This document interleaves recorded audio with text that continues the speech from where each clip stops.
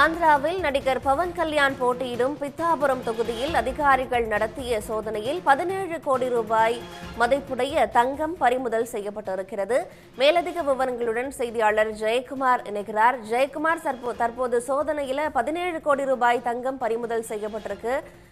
மேலதிக விவரங்கள் என்ன? ஆந்திர மாநிலத்தில் மே 13ஆம் தேதி ஒரே கட்டமாக தேர்தலானது நடைபெற உள்ளது. இதனையொட்டி பல இடங்களில் மாநிலம் முழுவதும் பறக்கும் படை அதிகாரிகள் வாகன சோதனையில் ஈடுபட்டு வருகின்றனர்.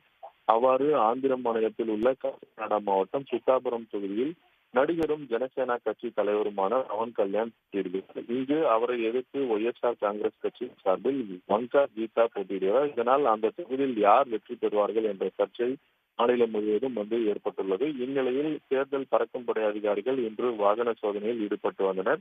அப்போது கொல்லப்பள்ளி என்ற இடத்தில் நடந்த வாகன சோதனையில் ஏபி 39 DY 6853 என்ற பதிவு எண் கொண்ட ஏடிஎம் மையங்களுக்கு பணம் கொண்டு செல்லக்கூடிய தனியார் பாதுகாப்பு நிறுவனத்திற்கு சொந்தமான வாகனத்தில் சுமார் 17 கோடி ரூபாய் மதிப்புள்ள தங்கம் கொண்டு வருவது தெரிய வந்தது. இந்த தங்கத்தை விசாகப்பட்டினத்தில் இருந்து காக்கிநாடாவிற்கு கொண்டு செல்வது அதிகாரிகள் கண்டுபிடித்தார். ஆனால் அதற்கு உண்டான உரிய ஆவணங்கள் இல்லாததால் அவற்றை பறிமுதல் செய்த அதிகாரிகள் காக்கிநாடாவில் உள்ள அரசு கருவூலத்திற்கு கொண்டு செல்லப்பட்டு விசாரணை நடைபெற்று வருகிறது.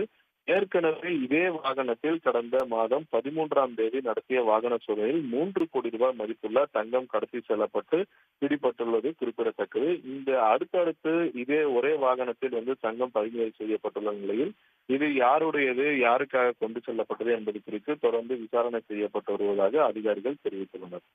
உடனுக்குடன் செய்திகளை தெரிந்து கொள்ள சன் நியூஸ் பெல் ஐகானை கிளிக் பண்ணுங்க.